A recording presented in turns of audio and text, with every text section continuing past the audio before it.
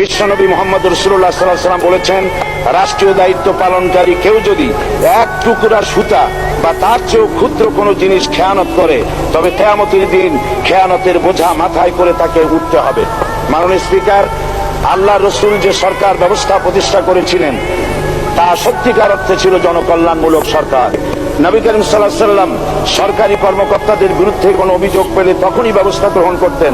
আইনের চোখে সবাই সমান, শাসকদের আত্মীয় স্বজন কারো পক্ষে সম্ভব ছিল না জনগণের উপরে জুলুম করা। খলিফা ওমর রাদিয়াল্লাহু তাআলা আনহুর এক ছেলে অপরাধী প্রমাণিত হলে সে দণ্ডভোগ থেকে রেহাই পায়নি, এমনকি এতে তার মৃত্যুদণ্ড হয়েছিল। আবার খলিফা নিজেকে আইনের ঊর্ধ্বে মনে করতেন না, তাই বর্ম চুরির ঘটনায় আলী রাদিয়াল্লাহু তাআলা আনহু কাজীর দরবারে সাধারণ ফরিয়াদির মতো উপস্থিত হন।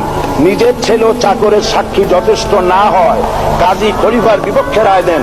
এখানে বিচার বিভাগ ছিল সম্পূর্ণ স্বাধীন এবং শাসন বিভাগের নিকট তার কোনো দায়বদ্ধতা ছিল না। মাথায় আঠার বোঝা বহন করে নিয়ে চললেন আর বলে গেলেন, মানুষ কেন, ফোরাতের কূলে যদি একটি কুকুরও না খেয়ে মারা যায়, তবে এই ওমর রাদিয়াল্লাহু তাআলা আনহুকে কিয়ামতের দিন আল্লাহর দরবারে জবাবদিহি করতে হবে।